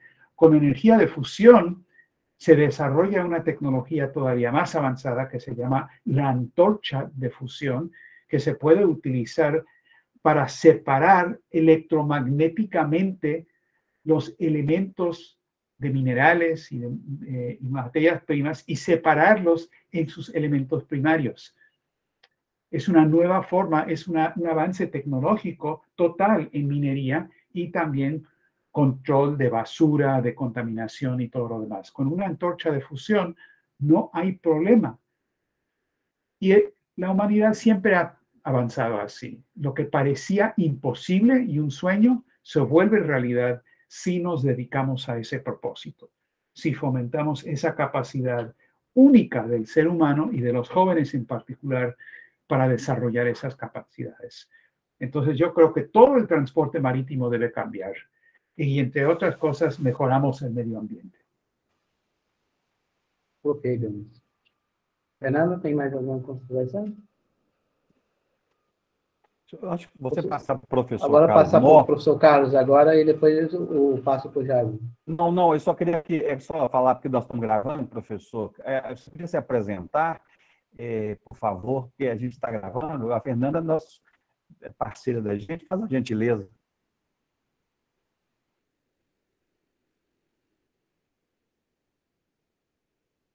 Está mudo o seu microfone. Consegui agora. Boa noite, professor Denis, Tim, colega, sou de Goiânia, Goiás, aqui do Cerrado, como diz o professor Denis. Eu estudo gestão social há algum tempo e é um assunto que foi colocado pelo professor que eu gostaria de colocar aqui. Sobre o fim desse regime neoliberal, em duas frentes bem claras, o modelo americano saxão, que é o imperialista, baseado na finança e na concentração de renda, e o modelo chinês dos BRICS, que está se querendo aflorar aí como um modelo desenvolvimentista e expansionista. Então, a pergunta é, nós estamos voltando à pré-origem da Segunda Guerra Mundial, com a expansão alemã e o rompimento com o padrão ouro. A questão dos juros ou interesse, que o professor colocou muito bem, gera uma inflação de custos, impedindo a produção e levando ao genocídio, se ele concorda com essa forma de pensamento. E não existe mais inflação de demanda porque a produção foi inibida. E se nós estamos realmente caminhando para outras duas propostas de solução que parecem bem claras no mundo hoje, que é o grande reset e a proposta do professor que escreveu o livro Killing the Host, ou Matando o Hospedeiro, Michael Woodson, para o perdão da dívida. Eu gostaria da opinião do professor Denis sobre isso.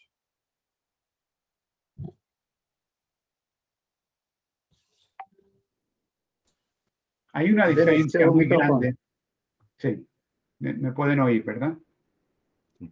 Hay una diferencia muy grande con lo que pasó con el expansionismo alemán, que quiero señalar porque da la clave para la respuesta de las otras preguntas. El expansionismo alemán fue resultado de el papel de intereses financieros británicos y norteamericanos, incluido el abuelo del presidente Bush, Prescott Bush, que fue un aliado de Hitler, al introducir e impulsar en Alemania el sistema de Hjalmar Schacht, que fue el ministro de Finanzas de Hitler. Schacht fue colocado ahí por la Banca de Londres, fue un banquero entrenado por la banca internacional, y el sistema que se impuso en Alemania vino de la Primera Guerra Mundial como resultado del Tratado de Versalles, que impuso en Alemania la necesidad de hacer pagos de guerra por haber perdido la guerra en niveles imposibles. Un poco lo que está pasando hoy, ¿verdad? Con la imposición de la deuda. En esas circunstancias se crearon las condiciones de inflación, de falta de alimentos, de radicalización de la población, y entró al poder una figura del gusto e impuesto por los británicos y los intereses financieros, de nombre Adolfo Hitler.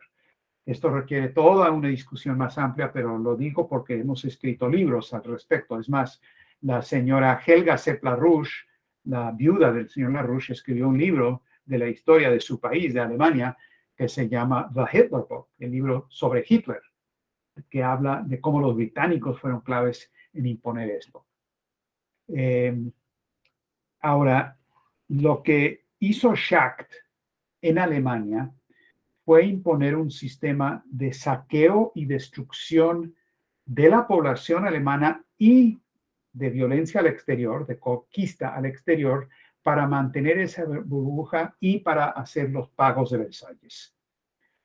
Eso llegó a un extremo de los campos de concentración y simplemente aniquilar a la gente, pero es muy importante que se entienda que la manera en que funcionaron los campos de concentración no fue simplemente detener a la gente y luego matarlos. No, fue mucho más eficiente, entre comillas, económicamente. separaron a los hombres de las mujeres y los niños, y de los ancianos, y los hombres en condiciones de trabajar, los ponían a trabajar en trabajo esclavo, les daban 1000 calorías al día para comer, trabajaban por 3000 calorías al día o más, y claro, después de cierto tiempo no podían seguir trabajando. Solamente cuando habían exprimido la última gota de valor económico de esos individuos, luego los enviaron a los hornos. Entonces, esto fue un modelo liberal muy eficiente en economía. Y es el modelo que se está aplicando hoy día. Ahora, ¿por qué es tan importante esto? Porque todos los problemas que Lyndon LaRouche tuvo políticamente en su vida, lo mandaron a la cárcel por pelearse con Wall Street. Digo con orgullo que yo también fui a la cárcel, fui preso político con Lyndon LaRouche. Yo estuve 2 años nada más, él estuvo 5. Y yo tuve 2 años sabáticos y mucho tiempo para leer y traducir y todo lo demás. Trataron de silenciar nuestro movimiento, trataron de destruir a LaRouche, no lo lograron. Pero las raíces de eso tienen que ver con un famoso debate de Lyndon LaRouche con Ava Lerner en 1973, creo que fue. Ava Lerner fue el principal economista keynesiano en esos tiempos. Fue en la Universidad de Queens, en Nueva York. Tuve la buena fortuna de estar presente como un joven estudiante en esos días y vi el debate. Y LaRouche insistió que si seguía la política liberal neo-keynesiana del Fondo Monetario de saqueo, eso iba a terminar en el fascismo de Schacht, de Hjalmar Schacht. La respuesta de Ava Lerner fue: si Alemania hubiera hecho lo que Schacht dijo, Hitler no hubiera sido necesario. Necesario. Ava Lerner además es judío. Entonces, son proponentes de una política económica fascista. Y después de eso, los grandes dirigentes del establishment dijeron: no, LaRouche destruyó a Ava Lerner, no vamos a permitir que nunca jamás pueda tener un debate con ninguna figura política. Hay que calumniarlo, hay que no prestarle atención, hay que mandarlo a la cárcel. La gente no puede hablar de esto. Es muy peligroso. Y Kissinger, Henry Kissinger, llegó a decir que el problema con LaRouche es que en momentos de gran crisis nacional, las ideas de LaRouche se pueden volver hegemónicas en Estados Unidos y en el mundo, porque en momentos de crisis la gente busca otras opciones. Eso fue en los 70s que dijo eso Kissinger, cuando nosotros éramos así de chiquititos. Porque es verdad, lo que estamos viendo hoy es la pesadilla de Kissinger, que es la visión de LaRouche. Ahora, sobre el tema y eso tiene que ver con el tema de China y todo lo demás. Lo de China no tiene nada que ver con lo que pasó en Alemania. No es un nuevo imperialismo ni nada por el estilo. Hay que ver nada más las bases axiomáticas de cómo está construida la economía china y lo que están proponiendo internacionalmente con la franja y la ruta. No tiene nada parecido al imperialismo, es muy parecido al sistema americano de economía de Hamilton y de Lincoln y de List y de Karen. Eso sí es muy parecido. Ahora, sobre el gran reseteo, absolutamente de acuerdo.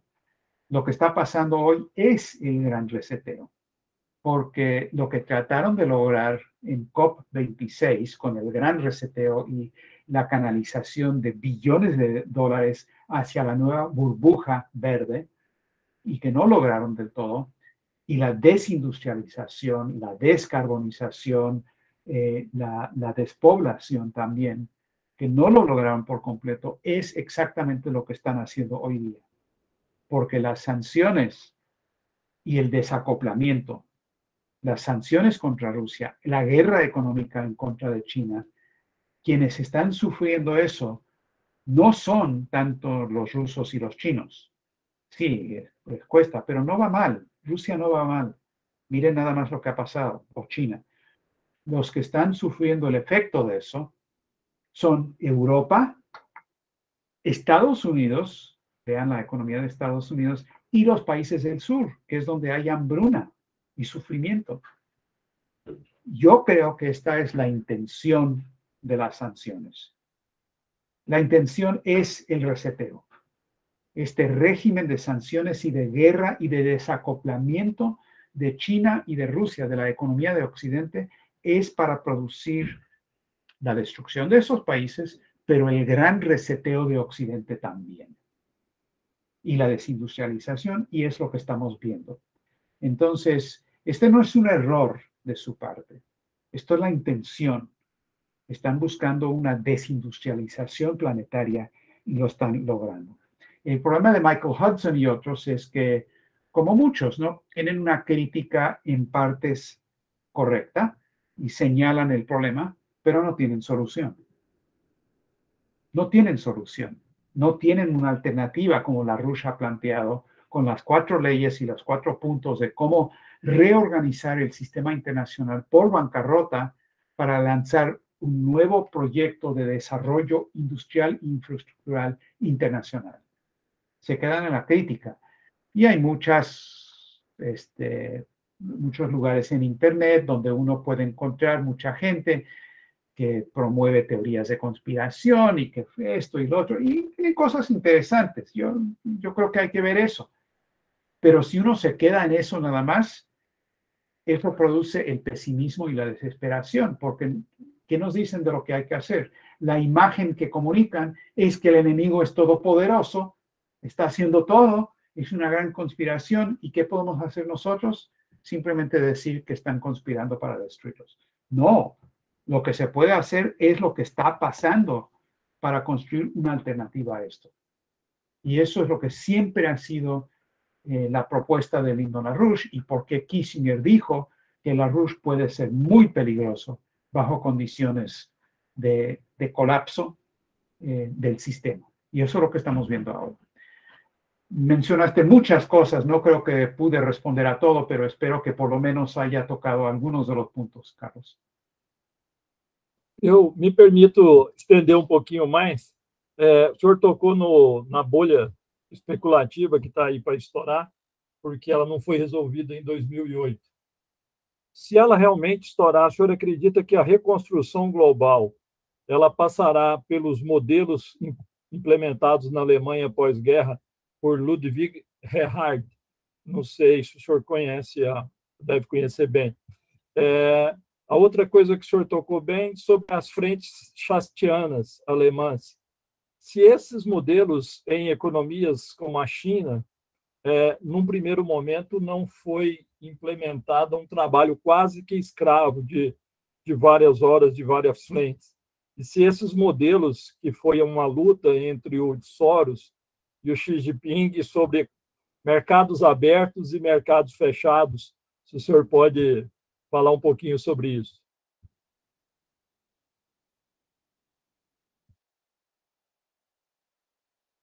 Ô, Silvano, você tem que olhar o celular. Sí, sí. Nada más para precisar, no entendí bien. En la Alemania de la posguerra se siguió el sistema económico de Ludwig, ¿quién? Ludwig Erhard. Foi o... Erhard, sí. Ok. Sí, la política de Erhard. Mira, hay mucho que comentar sobre esto, pero sobre China, sí, pasaron por un periodo de lo que se puede llamar acumulación primitiva, donde de hecho desarrollaron cierta base económica mediante exportaciones que ocurrió en base a trabajo, no sé si esclavo, pero sí muy mal pagado. Y China era una economía de exportación y estaban acumulando reservas y utilizando eso para su propio país. Ha habido un cambio. Lo interesante de los chinos es que ellos, en base al concepto de Confucio, que es lo que dirige China, realmente no es Carlos Marx. el marxismo tiene que ver con socialismo, pero las características chinas es confucianismo. Y eso es muy importante entenderlo para entender cómo están funcionando. Y han cambiado y reorientado la política cuando ha sido necesario.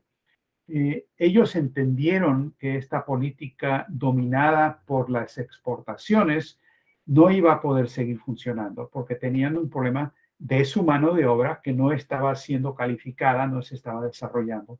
Y hubo un cambio muy importante con Deng Xiaoping y otros, y llegando hasta Xi Jinping ahora, que ha producido un efecto realmente extraordinario, y es que han sacado de la pobreza extrema, como sabes, a 850 millones de personas en China.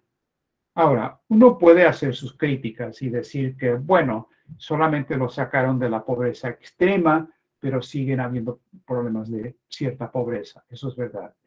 Y uno puede criticar muchas cosas, pero sacar a 850 millones de personas de la pobreza en 40 años, como hicieron, es un logro único en la historia moderna del planeta. Nunca ha pasado algo así y lo han logrado entendiendo los límites de la manera en que habían desarrollado la economía con esa acumulación primitiva, con exportaciones, y cambiaron a un modelo de desarrollo industrial importando ciertas tecnologías, eso es cierto, pero ahora están en un cambio de fase de nuevo, dando un salto tecnológico donde ellos mismos están en la vanguardia de muchas de las tecnologías internacionales. Ellos están haciendo más que Estados Unidos en exploración espacial. Ellos tienen un proyecto para ir a la Luna con la intención de encontrar ahí y traer a la Tierra un mineral que solamente realmente está en la Luna, que es el helio 3. El helio 3 es el combustible idóneo, perfecto para la energía de fusión, ¿verdad? Y no existe en la Tierra por lo que es el campo electromagnético de la Tierra, pero hay mucho que el Sol ha depositado en la Luna. Y con una pequeña cantidad se pueden producir cantidades increíbles. Es un isótopo del hidrógeno y está en la Luna. Entonces, ese es el concepto que ellos mismos dicen que tienen para ir con la Luna y con el resto de la exploración.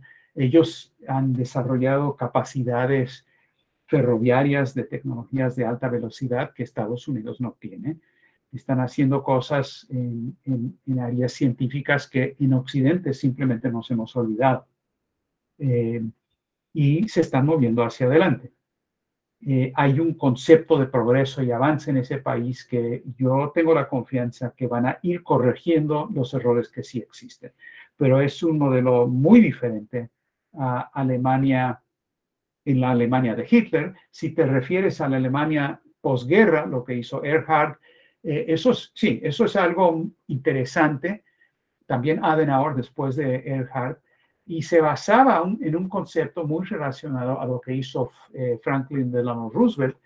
En el caso de Alemania, regresar a los conceptos del Zollverein, de Liszt y otros, que es el modelo del sistema de economía física, que en Estados Unidos se refleja en Hamilton y en Carey, en Rusia, en el Conde Witte y demás.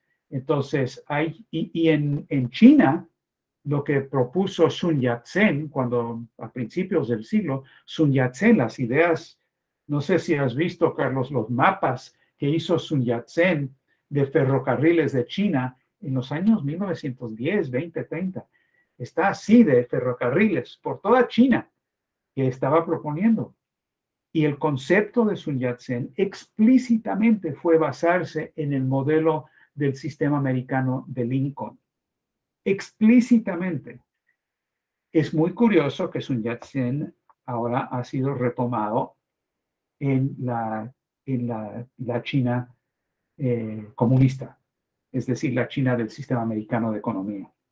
Entonces, si buscamos en todas las sociedades, ustedes conocen la situación mucho mejor que yo en Brasil. Jairo ha dado presentaciones amplias sobre esta misma tradición en el caso de Brasil.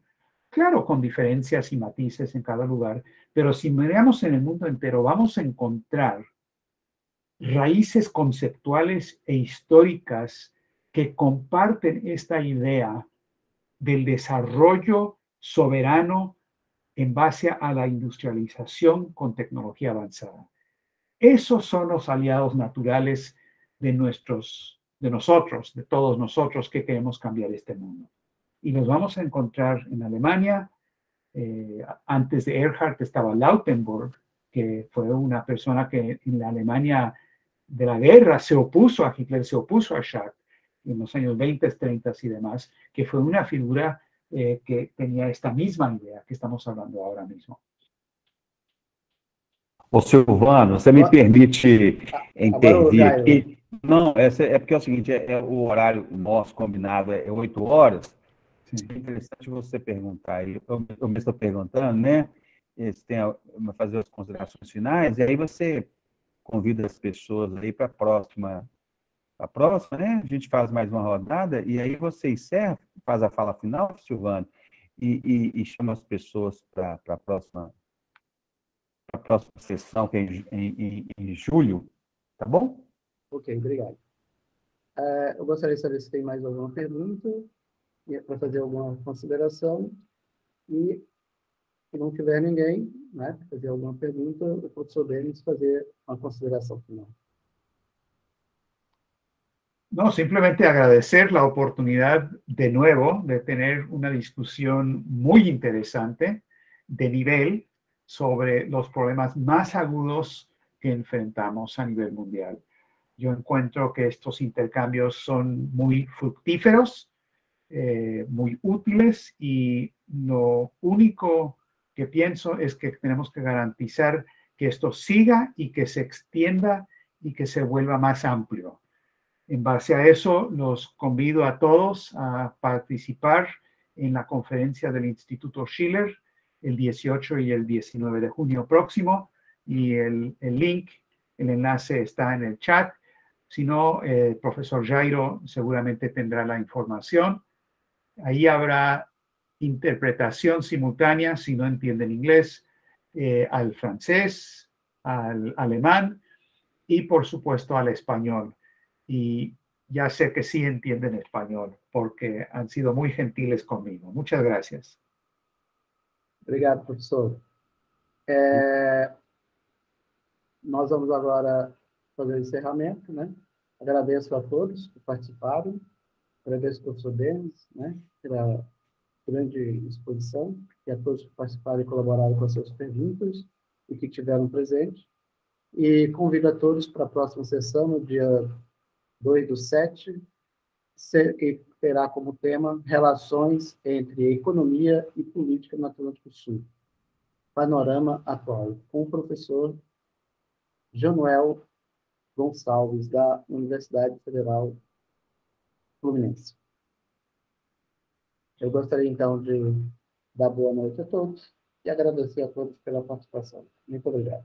Tá bom, eu vou para a gravação aqui, a gente começa a conversar, tá? Deixa eu só, muito obrigado, deixa eu parar a gravação aqui.